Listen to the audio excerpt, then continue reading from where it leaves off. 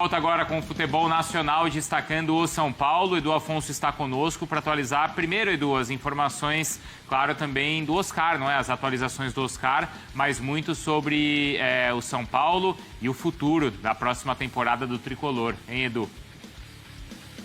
Valeu, Bruno. Voltei aqui do CT da Barra Funda. Deixa eu começar a falar em 2026, embora 2025 ainda seja para o São Paulo uma verdadeira decisão nos últimos jogos. O próximo é contra o Corinthians, quarta-feira da semana que vem na Arena. E o São Paulo, neste momento, em 8º lugar, está naquele compasso de espera. Vou para a Sul-Americana como 8º colocado ou, de repente, próximo ao Natal eu recebo um presentão. O Cruzeiro bate campeão da Copa do Brasil e eu, como 8º colocado, eu, São Paulo, digo, entro na pré-Libertadores. Isso vai influenciar muito no planejamento para o ano que vem, principalmente no quesito financeiro.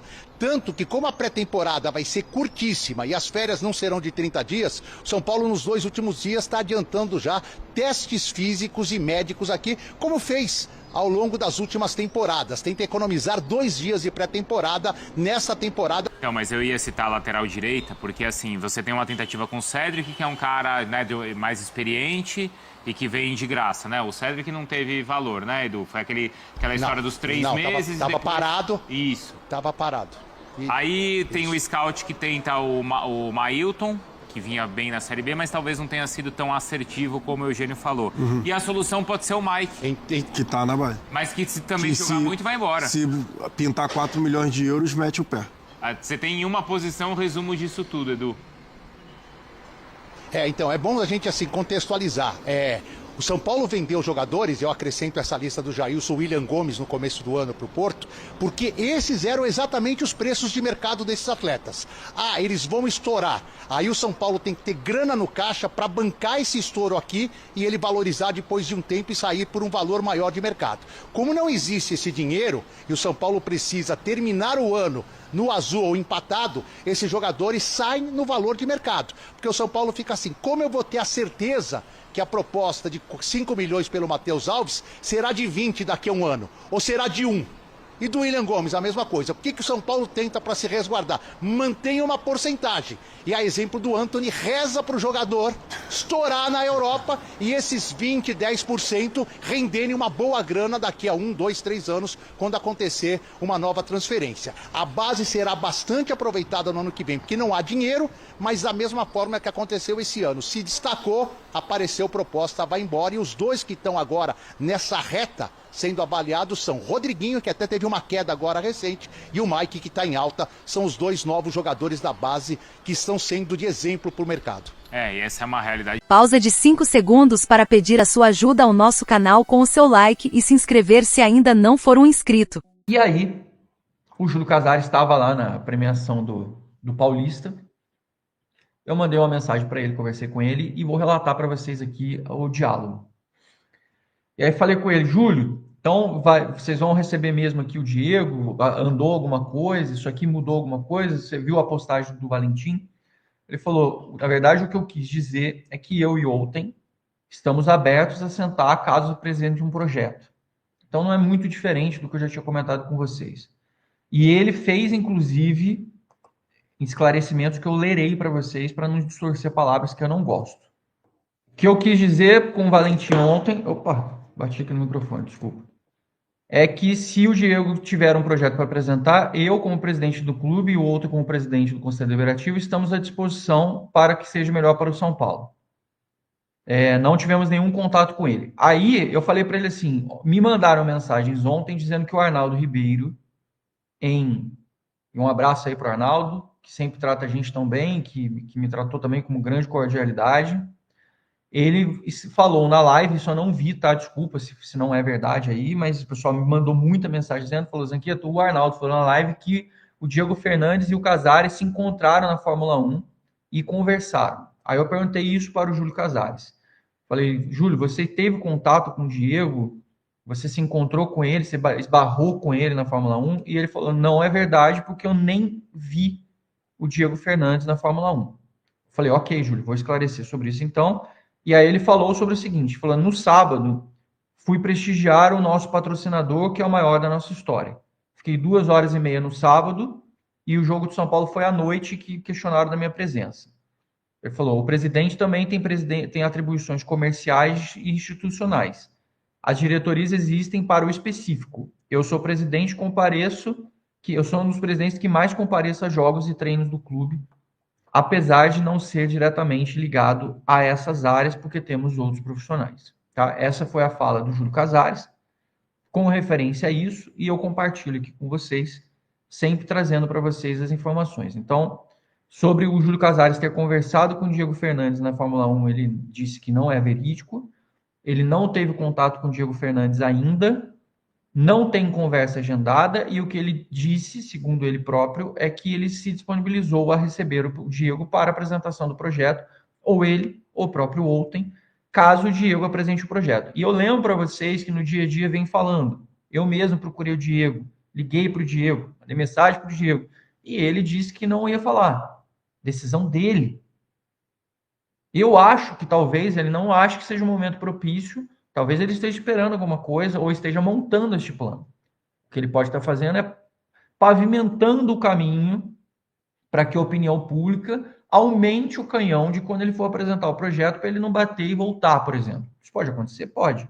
Agora, estou trazendo esclarecimento para vocês, falando com todas as partes.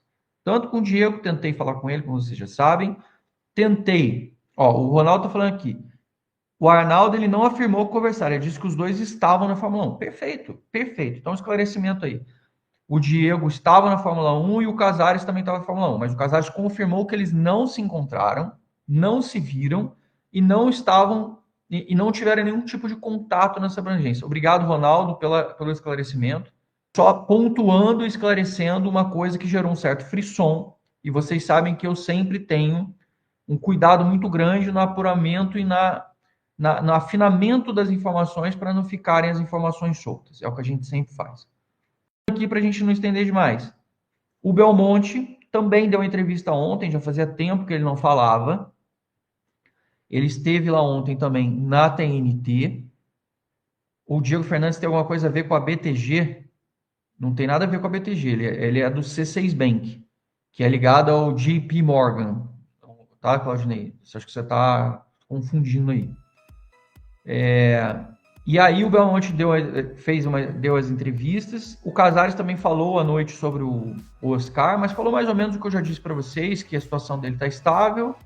Ele não respondeu perguntas, ele só realmente fez esse pronunciamento que o Oscar estava estável, estava bem, que ele já tinha falado com ele, e que agora eles vão avaliar os próximos passos. Óbvio que o São Paulo não vai decretar final de carreira de ninguém. Essa decisão, se for ser tomada, vai ser realmente pelo Oscar, com o seu médico particular, que ele tem, lembrando isso, além do São Paulo. Porque muita gente, mas o São Paulo, o médico do São Paulo, meu filho, o Oscar é bilionário. O Oscar, ele contrata quem ele quiser para cuidar da parte médica dele, ele tem os profissionais da família. Então não é assim, o São Paulo disse para ele que podia, ele não podia, como eu vi gente falando. Acorda, né? E sobre o Belmonte, como eu já falei para vocês, o Belmonte ele tá na corda bamba, né? Pode ser que ele caia até o final do ano, pode ser que ele caia em janeiro, pode ser que ele caia em março, pode ser que ele caia em fevereiro. O máximo para mim é abril, que foi quando teve o acordo entre os grupos de não explodir a política do São Paulo dentro do clube antes. Então acho que abril é o prazo limite, não acho que passe disso. Mas o Belmonte falou lá, ele participa do dia a dia, apesar de não estar com mais tanta autonomia como estava antes. Ele participou e falou, e ontem ele falou sobre alguns assuntos. Ele falou sobre o Oscar, falou a mesma coisa que a gente já comentou sobre aqui, que o que aconteceu com ele e que a decisão de continuar ou não, o clube estará ao lado dele, nada demais, é o óbvio. Foi perguntado sobre os shows, ele confirmou que se o São Paulo for para a pré-Libertadores, o São Paulo joga no Morumbi, com limitações, vai ter provavelmente alguma estrutura montada, vai ter uma limitação de número de torcedores, vai ter algum setor da arquibancada que não vai estar completo, mas o São Paulo jogar em casa, ele falou sobre isso. Ele falou também sobre o Marcos Leonardo, que foi perguntado sobre ele de novo, e ele disse que nesse momento ele enxerga como impossível, que aquilo foi uma situação momentânea, foi um lapso, foi uma oportunidade de momento que não deve se repetir. E falou também sobre o último assunto, que é sobre o planejamento de 2026, que vocês já sabem, tá? Então, assim, eu fico até feliz porque quando as informações que a gente fala, elas corroboram, que é sobre o rejuvenescimento do plantel, que é sobre como fala? Trazer jogadores na faixa de 26, 27, 28, que foi o que ele falou. Eu ainda ouvi até menos sobre isso, referente a essas coisas. E falou também sobre a questão do São Paulo já estar com o scout mapeando diversos jogadores neste sentido. E aí perguntaram para ele, a pergunta foi muito boa, parabéns a quem fez. Como o São Paulo, eu não me lembro se foi o Luca que fez a pergunta, agora, desculpa, mas eu não estou lembrando de cabeça. A gente, como está falando aqui também, parece que o cérebro trava de um lado e vai do outro. Mas a pergunta foi muito boa, falando, mas como vocês vão contratar sem dinheiro também? E aí ele pegou e falou exatamente isso. A gente vai mapear jogadores com o scout para buscar realmente essas oportunidades, o que significa que não vai buscar jogadores de holofote. Mas, eu digo para vocês aqui, como falei, o São Paulo pode ter uma abertura de 15% a 17%, 18% só na saída desses jogadores aí que a gente sinalizou. Luiz Gustavo, Oscar, Rigoni, Dineno e o Leandro. Só nesses, o São Paulo pode ter uma economia de 15% a 17% da folha. Mensal, você imagina no ano o impacto. E aí, PVC, a gente está apressando passos falando de futebol, mas é inevitável que alguns debates também entrem em jogo nesse momento, né? Como será, a partir de agora, o São Paulo sem o Oscar? Se vai tomar a decisão de rescindir um contrato por parte do jogador ou por parte do próprio clube.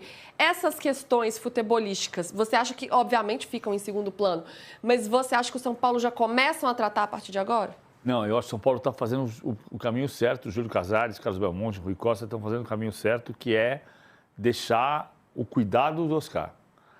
Ele tem um contrato para o ano que vem ainda, ele tem luvas para receber.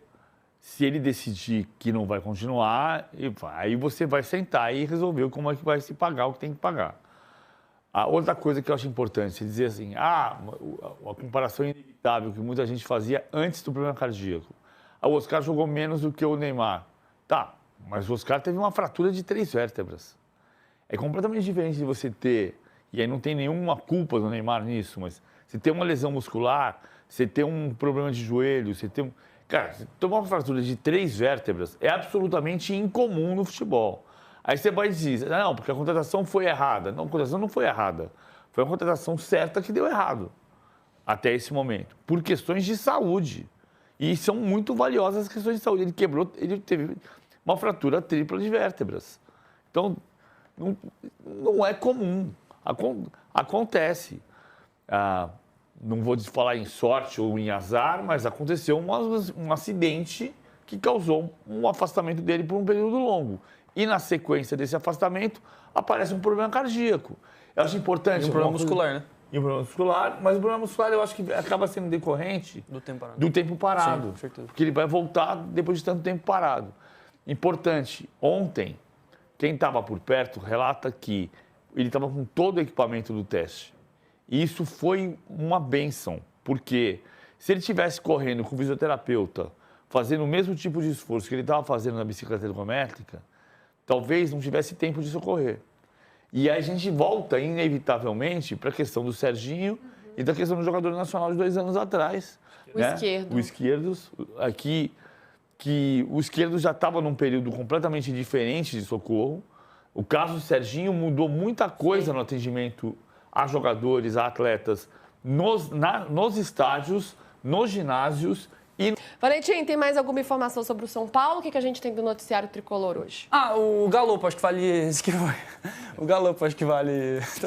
de 1.000 pra mim. Eu sei, não, dá pra falar do Galopo. O Galopo, o River Plate... internamente já considera que ele não vai acionar a cláusula de renovação automática. Ele está a 2 jogos de 45 minutos de renovar automaticamente. Aí o São Paulo receberia 3,2 milhões de dólares. Isso não deve acontecer. O River Plate tem mais um jogo agora contra o Lanús e depois se classificar, ele precisa empatar para chegar ao mata-mata, teria no máximo mais 4. Então dá para o Galopo bater a meta, mas não vai bater. Ele, inclusive, está ficando no banco de reservas dessas últimas partidas. E o São Paulo já se prepara para uma negociação com o River. O River ainda não iniciou nenhum tipo de conversa, mas o São Paulo se prepara para uma roda de conversa com o River, já que o River pretende, pelo menos é o que o São Paulo imagina, manter o Galopo. E aí poderia envolver o Enzo Dias, que também deve ficar, porque ele já ativou a própria cláusula de empréstimo, enfim, então pode ser um negócio que... Mas o Galopo volta, então, para o São Paulo? Não, o São Paulo não acha que ele vai voltar. Entendi. Mas por contrato, se ele não bater a meta, ele voltaria. Entendi.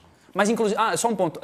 Uma pessoa até falou para mim que isso também vai chegar no Crespo. Então, assim, não é que o São Paulo abre mão do Galopo, mas é possível que ele não bata a meta, e o São Paulo acha que já é certo isso, e se isso acontecer, o São Paulo vai passar o nome dele pro Crespo. Ele estava rindo de... Bom, ontem tivemos o sorteio do Campeonato Paulista de 2026 com um novo formato, né? Teremos novidades aí no Paulistão 2026. Só para explicar, vou pôr esse outro banner aqui primeiro, né? Dessa visão geral, explicar rapidamente. Vai ser um campeonato em formato de pontos corridos, como é a fase de liga da Champions League, né? Foi até baseado nisso, né? Então serão lá os 16 times, se não me falha a memória, ou 16, acho que são 16 times, né? 16. Numa fase de classificação, cada time joga 8 partidas, então os times têm, falando dos grandes, né? Eles têm os clássicos garantidos, então o São Paulo, por exemplo, vai enfrentar Santos, Palmeiras e Corinthians, e aí outros 5 jogos, né? Para completar 8 da primeira fase, que foram feitos ali através de um sorteio, uma divisão de hipóteses e tudo mais. Os 8 primeiros se qualificam à próxima fase, e aí dentro dessa qualificação, o primeiro joga contra o oitavo, o segundo contra o sétimo, o terceiro contra o sexto e o quarto contra o quinto em semifinal, depois final e a grande final. A agenda de jogos do São Paulo é essa aqui, ó. O São Paulo vai enfrentar Santos, Palmeiras e Corinthians, como eu disse, os clássicos, Mirassol, jogo duro, São Bernardo, Portuguesa, Ponte Preta, que venceu aí a Série C nesse ano, e o Primavera, que foi uma das equipes que subiu da segunda divisão, né, ou a Série A2, como é conhecida. Então, uma mudança aí no formato do Paulistão em relação ao que a gente estava acostumado a ver nos últimos anos. Como lembra o Paulo Nobre aqui, importante salientar, não é nessa ordem os jogos, tá? Não necessariamente nessa ordem. Não é que o São Paulo vai enfrentar Santos, Palmeiras e Corinthians, não. Os jogos ainda vão ser definidos, a tabela ainda vai ser desmembrada considerando alguns aspectos, né? Como eles divulgaram lá de segurança, logística, coisa do gênero. Então a tabela ainda vai sair nos próximos dias para saber qual é a ordem. Esses são só os jogos que o São Paulo vai fazer. Então, frisando mais uma vez, não é nessa ordem. Não, São Paulo não vai enfrentar Santos na primeira rodada, Palmeiras na segunda e Corinthians na terceira. Não. Esses são só os jogos. Esse é o bloco de partidas que o São Paulo vai fazer. Então, é um formato diferente de Campeonato Paulista para essa temporada, né? Muito por conta dessa mudança no calendário. É um calendário novo, é um calendário que foi diminuído, principalmente pensando nos campeonatos estaduais, porque o Brasileirão, como muita gente aqui sabe, vai começar em janeiro, né? No fim de janeiro já começa o Campeonato Brasileiro. Tem Copa do Mundo no ano que vem, então vai ter uma paralisação grande ali no meio do ano. Muita coisa, né? Para acontecer em 2026 e um calendário completamente diferente para esse ano. Meus amigos, o que vocês acharam aí desse novo formato do Campeonato Paulista? Que projeção que dá para fazer? Como que vocês viram aí essa nova disputa, começando por você, Van? Olha, Raí, assim, eu acho que a gente só vai entender mesmo na prática como que isso vai funcionar, mas assim, me deixa um pouco receosa, pensando que a gente vai estar disputando talvez ali o Campeonato Brasileiro também em paralelo, né? Porque o Campeonato Paulista está previsto para começar dia 11 de janeiro e terminar dia 8 de março, né? Então é um período curto, com datas menores e um novo formato. E a gente vai ter que se adaptar a ele, como eu disse, com o Campeonato Brasileiro rolando. Então eu estou um pouquinho preocupada em relação a esses desafios do São Paulo, que são desafios difíceis. Por exemplo, a gente pega aí 3 clássicos, mais o Mirassol, que é um adversário difícil. Apesar que esse ano, no Paulista, a gente venceu eles por 4-1, mas o Brasileiro a gente acabou sofrendo 2 derrotas, né? Então, temos 4 jogos difíceis, depois a gente tem, acho que é São Bernardo, né, Portuguesa, Ponte Preta e Primavera. Aí são jogos teoricamente mais fáceis, mas que nem eu vi num comentário no nosso Instagram, na publicação dessa imagem, eu falei, é verdade, né? O São Paulo é bem capaz que vença o Palmeiras e perca pro Primavera, porque o São Paulo é totalmente, assim, é uma surpresa atrás de surpresa, dia a dia, jogo a jogo. Mas eu quero ver na prática como que isso vai funcionar, mas eu acho que tem que ficar muito atento para cada jogo. Porque se você vacilar em um jogo no começo, já começar perdendo ou perdendo pontos, eu acho que se compromete muito pro restante, né, do campeonato. Eu acho que seria assim, é óbvio que o São Paulo ele vive um momento de reestruturação, a gente não pensa muito até em título, lógico que a gente pensa, mas de maneira realista, deixando o torcedor de lado, a gente pensa que o São Paulo não vai disputar títulos no próximo ano, mas, por exemplo, um Campeonato Paulista seria muito bom, talvez a gente conseguisse conquistar. Nesse novo formato, que depois a gente vai da fase mata-mata, são 8 datas nessa primeira fase, depois vem quartas de final, semifinal, aí eu fiquei um pouco na dúvida em relação à final, parece que vão tentar talvez 2 jogos, né, na final, conseguir uma data a mais para ficarem 12 jogos ao invés de 11, né? Aí seria uma final disputada em 2 jogos de volta. O São Paulo, ao longo desse século, só ganhou 2 campeonatos paulistas, que foi 2005 e 2021. Então, eu acho que é tentar ver as melhores alternativas para se colocar em campo, pensando também que não pode deixar o Campeonato Brasileiro de lado, de maneira alguma. E o São Paulo vai ter que montar um elenco de maneira muito estratégica para o ano que vem, pensando em força física, pensando nas oportunidades de mercado que o São Paulo tem que ter, porque não pode fazer grandes contratações. Então, são as oportunidades de mercado, são os jogadores da base, e assim conseguir mesclar os jogadores e internamente ali fazer um planejamento muito bem feito, diferente do que foi feito para esse ano, né? Perdão. Diferente do que foi feito para esse ano, que foi tudo muito mal feito, acho que desde a pré-temporada foi tudo muito mal elaborado, a gente não soube aproveitar as oportunidades de colocar os jogadores da base para atuar. E ainda, em paralelo a tudo isso, em paralelo ao Campeonato Paulista e ao Brasileiro, vai estar rolando a Copinha também. Então, alguns jogadores, talvez potenciais, podem estar disputando a Copinha também, que se encerra ali no dia 25 de janeiro, começa ali nos primeiros dias de janeiro e vai até o dia 25. Então, eu acho que assim, nós precisamos revigorar realmente esse elenco, preparar esse elenco para uma temporada que vai ser diferente. Mudanças aconteceram por parte da CBF, da Federação Paulista. A gente não sabe se são mudanças boas ou não, acho que realmente a gente vai ver isso na prática, mas mudanças foram feitas e o São Paulo vai precisar se adaptar. E o São Paulo, num momento difícil, na questão financeira, precisando reformular o elenco. E não adianta a gente colocar na cabeça que a reformulação do elenco vai ser de mandar todo mundo embora, que, não, vou mandar tudo embora, vai trazer gente nova. E não é isso que vai acontecer, até porque isso é totalmente irreal. Não funciona dessa forma. O São Paulo vai ter que se adaptar com o que tem e com o que talvez pode chegar. Ontem o Carlos Belmonte falou que o São Paulo visa ali de 2 a 3 reforços para o próximo ano. E a gente sabe que não vão ser reforços de grande nome. É aquele lance mesmo de oportunidades de mercado. Mas eu acredito que é isso que o São Paulo precisa também. De jogadores que cheguem com sangue no olho para jogar e que toda a preparação física, realmente o São Paulo olhe com atenção para isso, para que o São Paulo não sofra tanto com lesões nesse ano, porque é algo que precisa ser avaliado, porque não dá para o São Paulo não contar, não ter os jogadores à disposição como a gente não teve esse ano em momentos tão importantes da temporada. Eu acho que sim, talvez a gente pode usar a palavra azar para esse ano que aconteceu com o São Paulo, foi algo atípico da gente perder 3 centroavantes com lesões muito graves. Espero que a sorte esteja também do nosso lado em 2026, mas também não dá para jogar toda a culpa, porque foi azar. Não, tem que reavaliar tudo que foi feito para que essa temporada para que 2026 seja um pouco diferente. Mas eu acho que o São Paulo tem que ter muita atenção a esse novo formato do Campeonato Paulista, é novidade para todo mundo, mas precisa estar atento aos clássicos, jogo contra o Mirassol, e não pode perder esses jogos teoricamente mais fáceis. E o começo é muito importante, então esse elenco tem que estar muito bem preparado no próximo ano, que, assim, eu não tenho muita expectativa, mas também tenho um pouquinho de que a gente pode se adaptar bem a esse novo formato, mas tendo muita atenção desde o início. Até o Vinícius Poli participa aqui com a gente e dá a opinião dele, mandou superchat, obrigado, Vinícius. Diz que esse novo regulamento do Paulistão foi desastroso para os times grandes, vai dar ruim isso aí, principalmente para time desorganizado, anotem. Esse é um elemento, né, Renan, desse Paulistão que a gente vai ter que observar como vai ser, porque, como eu disse, é tudo muito novo. Até a Copinha, a Van trouxe o aspecto da Copinha, tem um impacto, né? Eu até estava conversando com uma pessoa que trabalha com futebol de base e tem muitos contatos relacionados à base. Me disse que muitos clubes vão usar o Sub-17 na Copinha nesse ano, porque vários jogadores do 20, né? Eu não estou falando sobre o São Paulo, tá? Até o exemplo que ele me deu era de outros clubes e não o São Paulo. Não sei se o São Paulo vai fazer isso. Mas vários clubes têm jogadores Sub-20 que já integram, né, o time principal, jogam muitas vezes no time principal, são até titulares do time principal. Então eu acho que a gente vai ver até um esvaziamento da Copinha em alguns aspectos. Não acho que vai ser prioridade de algum clube nesse cenário, nesse momento, né?